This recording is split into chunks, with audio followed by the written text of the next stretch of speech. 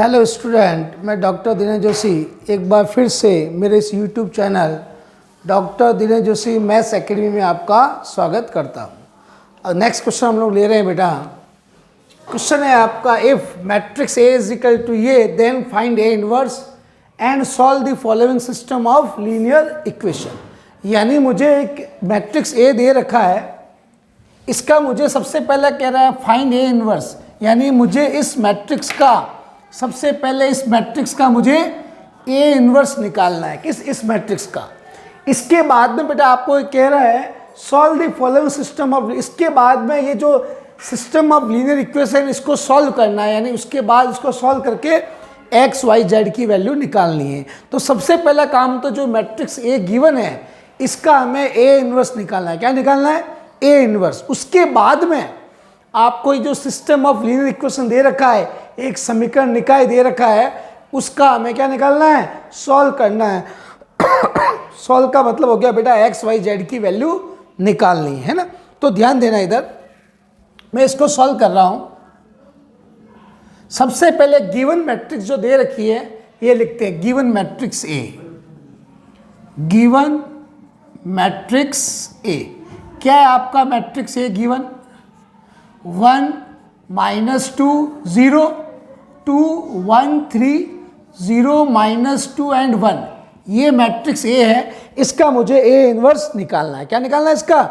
इसका मुझे A inverse निकालना है। तो ध्यान देना बेटा, ए इनवर्स निकालने के लिए सबसे पहले हम लोग इसका डिटरमिनेंट ए निकालेंगे, क्योंकि ए इनवर्स निकालने का फॉर्मूला क्या होता है? ए इनवर्स का होता है adjoint A upon determinant A, और determinant A is not equal to 0। यानी अगर डिटरमिनेंट ए 0 आ गया तो इसका ए इनवर्स निकलेगा ही नहीं। तो सबसे पहले आपको चेक करना है कि कहीं इसका डिटरमिनेंट ए 0 तो नहीं है। उसके बाद में एडजॉइंट ए निकालेंगे, फिर एडजॉइंट ए में डिटरमिनेंट ए का डिवाइड कर देंगे तो मुझे ए इनवर्स मिल जाएगा। क्लियर? तो ध्यान देना, इधर इसका मैं डिटरमिनेंट ए ले रहा हूँ। इसका क्या ले रहा हूँ? Determinant A. मैं इस मैट्रिक्स का डिटरमिनेंट ए निकाल रहा हूँ। 1 2 0 -2 1 -2 0 3 1। इसको मैं एक्सपेंड कर रहा हूं R1 से। ऑन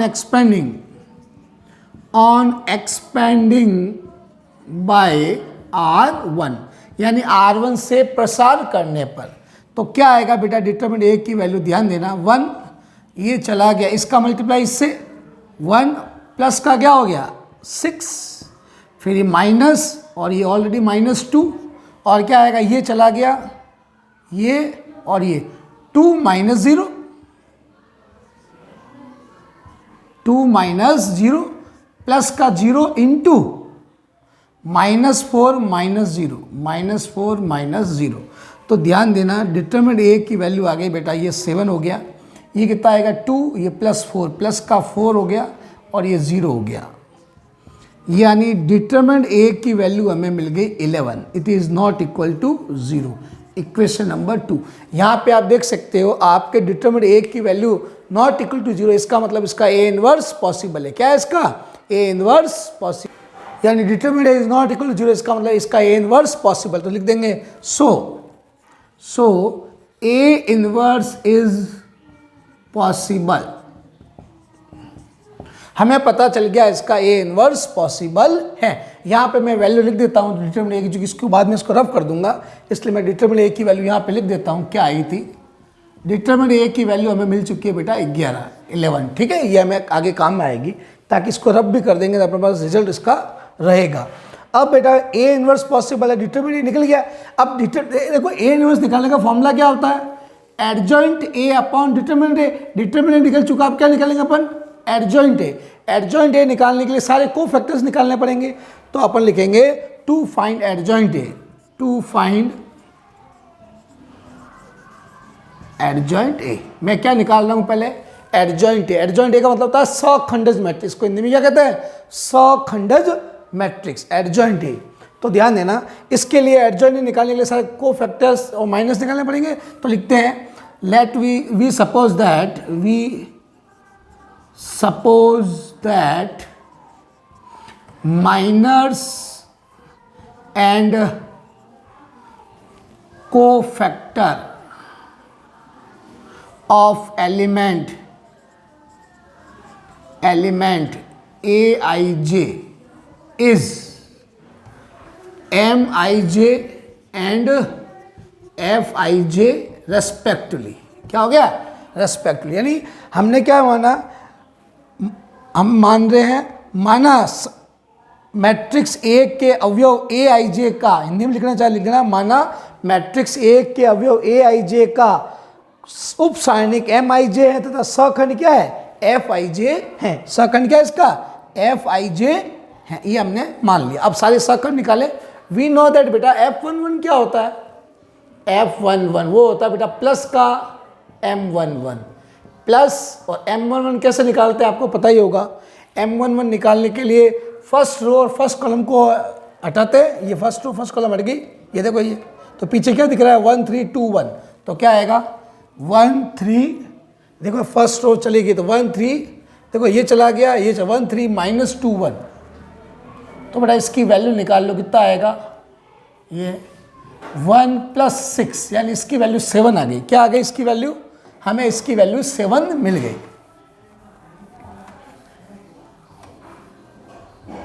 इसकी वैल्यू हमें मिल गई प्लस की 7।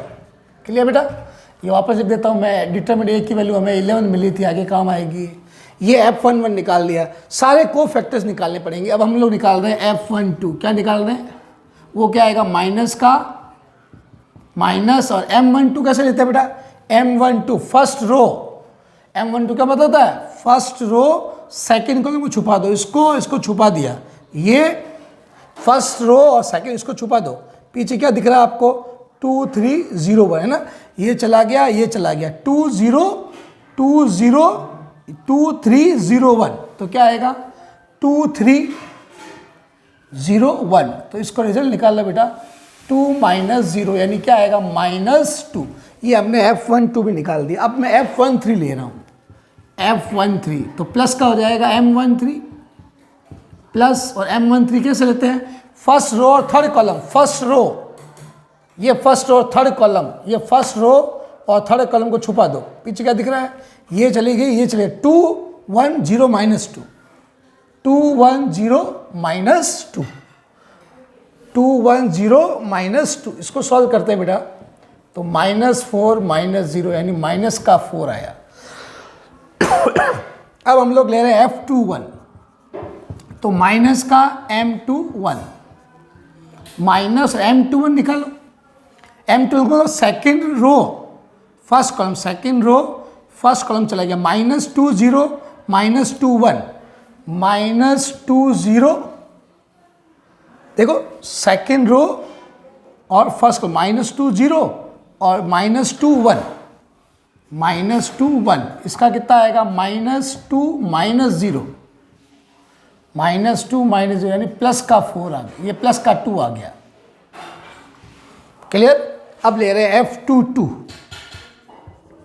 तो प्लस का M22 प्लस M22 कैसे? सेकेंड रो, सेकेंड, ये सेकेंड रो सेकेंड कॉलम चला गया, 1 0 0 1 1 0 0 1, तो ये 1 -0, यानी प्लस का 1 आ गया। Clear? F23 minus M23 minus M23 लो, second row third column, second row third column, 1 -2 0 -2 1 -2 1 -2 0 -2, ये आ गया ना बेटा, ये और ये चला 1 -2 0 -2, तो ये क्या आएगा? -2 -0, यानी प्लस का 2 आ गया। क्लियर? F31 प्लस का M31 प्लस M31 मतलब third row first column, third row first column, -2 0 1 3 -2 0 1 3, इसका रिजल्ट आएगा -6 -0, यानी माइनस का 6 आ गया। F32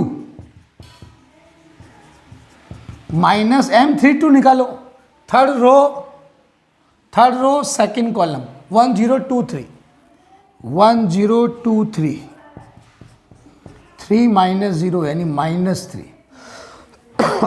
अब लास्ट बेटा F33 प्लस का M33, क्या आएगा? Third row third column, third row third column 1 minus 2, 1 minus 2 2 1 plus 1 plus का 4 हो गया, 1 प्लस 4 यानी 5 आ गया। आपने जितने भी को फैक्टर्स थे सारे को फैक्टर्स निकाल लिए। अब आप लोग एडजॉइंट ए का फॉर्मूला जानते हो ना, we know that adjoint A, ये रब कर रहा हूं बेटा मैं।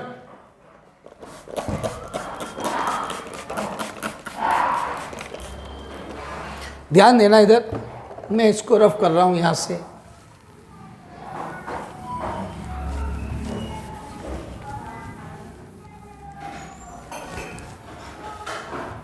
यहां से लिखते हैं बेटा we know that adjoint of matrix A, यानी हिंदी में लिखना चाहे लिखेंगे, हम जानते हैं मैट्रिक्स ए का सखंडज मैट्रिक्स। क्या होता है एडजॉइंट ए का फॉर्मूला? एडजॉइंट ए निकालने का फॉर्मूला होता है F11, F12, F13, F21, F22, F23, F31, F32, F33 का ट्रांसपोज, ये होता है फॉर्मूला। रख दो बेटा एडजॉइंट ए, सारी वैल्यू पुट करो। F11 की वैल्यू कितनी है 7, -2, -4, 2, 1, 2, 2, 1, 2, -6, -3 और 5, ये सारे को फैक्टर की वैल्यू पुट कर दी, इसका ले रहे हैं ट्रांसपोज। तो आपको मिलेगा एडजॉइंट ए, इसका ट्रांसपोज ले लो, रो को कॉलम में कन्वर्ट कर दो, 7, -2, -4, 2, 1, 2, -6, -3 और 5। इसको इक्वेशन नंबर दे दो बेटा थर्ड। ये आपने एडजॉइंट ए निकाल लिया, क्लियर। अब आप जानते हो we know that inverse matrix, we know that प्रतिलोम मैट्रिक्स यानी inverse matrix of matrix A, हम जानते हैं, यहाँ क्या लिखोगे, हम जानते हैं मैट्रिक्स ए का परिवर्तन, ये प्रतिलोम मैट्रिक्स। क्या होता है एडजॉइंट ए निकालने का फॉर्मूला? एडजॉइंट ए का फॉर्मूला होता है ए इनवर्स निकालने का फॉर्मूला होता है adjoint A upon determinant A. क्या होता है formula? Adjoint A upon determinant A, adjoint A upon determinant A inverse, adjoint A upon determinant A and determinant A is not equal to 0। ये formula होता है, ये हम लोग जानते हैं। अब बेटा ध्यान देना, मैं ये रफ कर रहा हूँ यहाँ से, ये सारी वैल्यू हम पुट कर चुके हैं पहले से, इसकी ज़रूरत नहीं है। मैं जब तक आप लोग साथ साथ में इसको नोट करते जाएं।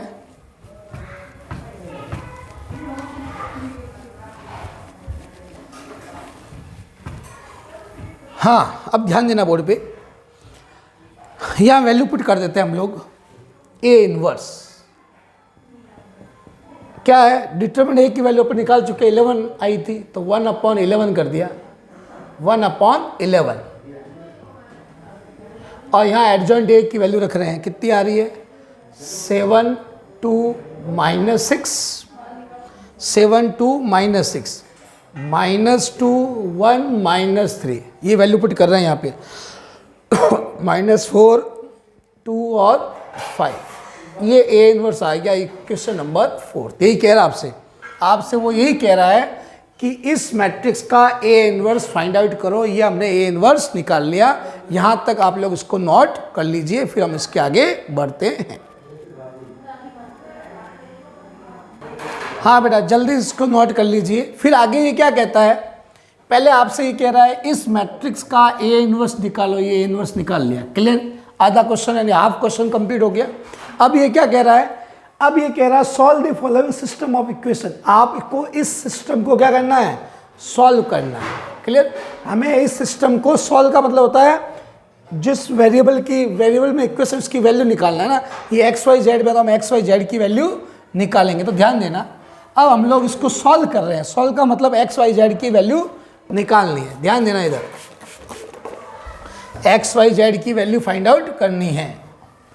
तो देखें, मैं बोर्ड साफ कर देता हूँ, उसके बाद हम लोग इस इक्वेशन को सॉल्व करेंगे।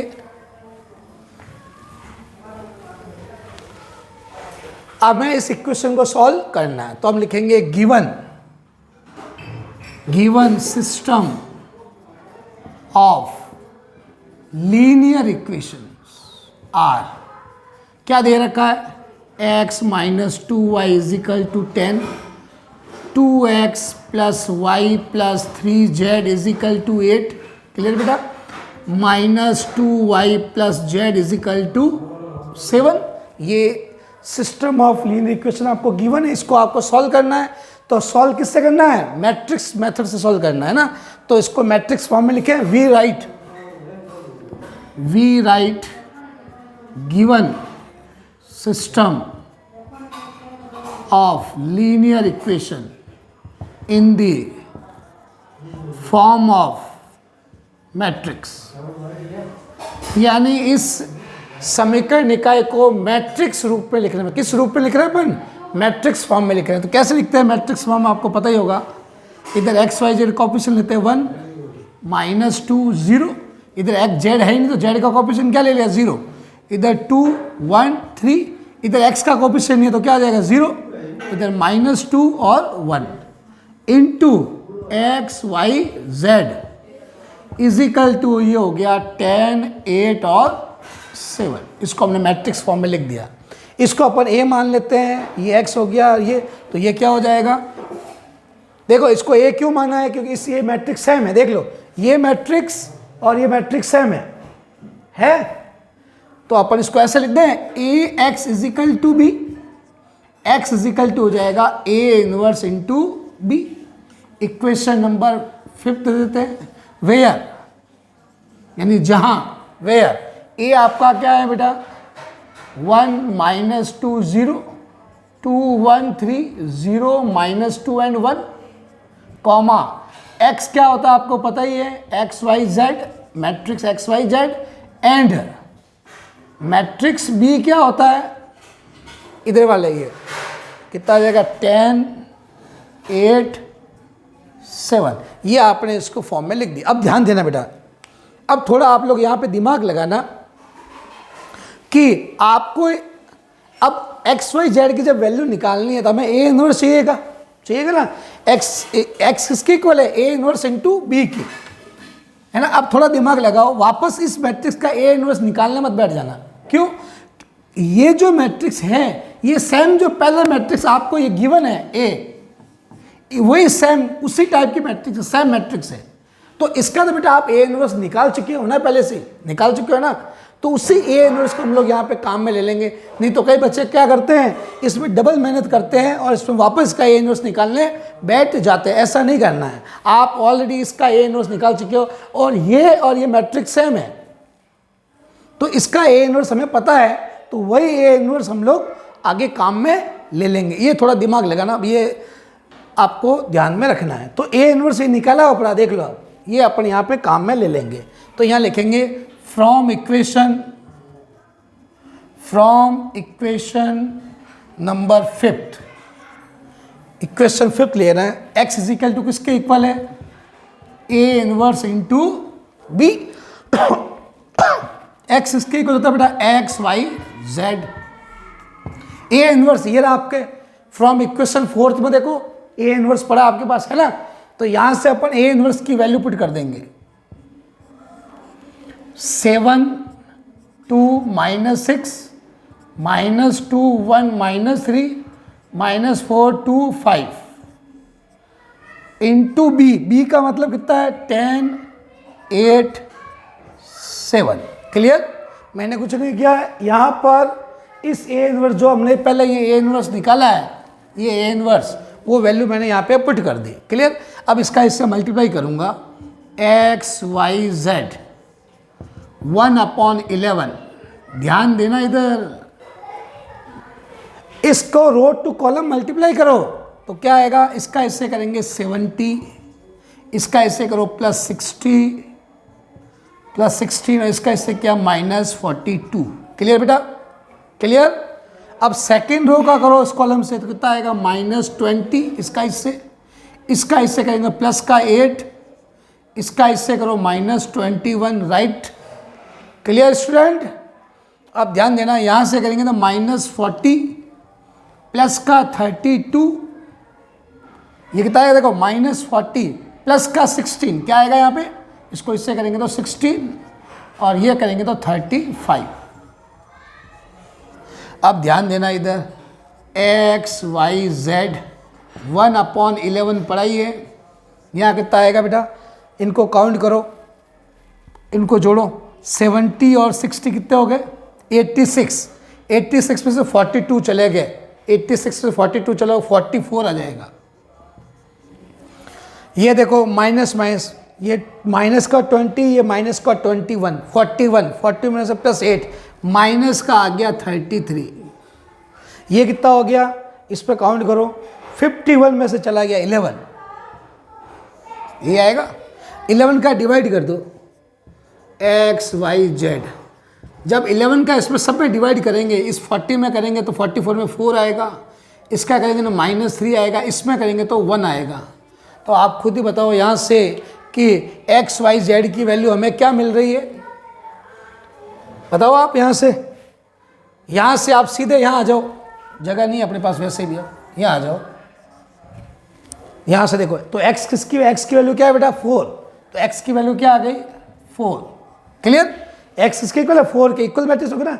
y की वैल्यू कितनी है, -3 और z की वैल्यू कितनी है, 1। ये इसका रिजल्ट आ गया, आंसर आ गया, x y z तीनों की वैल्यू हमने निकाल ली। अब आपको चेक करना है कि मेरी वैल्यू राइट है, इन तीनों में से किसी भी इक्वेशन में रख दो, उसको सेटिस्फाई होगी। फर्स्ट पे चेक करना है, फर्स्ट में x की जगह 4 रखो, 4 और y की जगह 3 रखा, 4 माइनस ये कितना आएगा, 3 रखेंगे तो -3 + 2 6, 4 + 6 10 आ रहा है, इस पर रख के देख लो 8 मिल रहा है, इस पर रख रहे हो तो 7 मिल रहा है। इसका मतलब आपने जो वैल्यू निकाली है एक्यूरेट है बेटा, राइट है। ठीक है बेटा, इसको एक बार आप नोट कर लीजिए, इसके बाद कोई दिक्कत आती है तो हम लोग और डिस्कस करेंगे।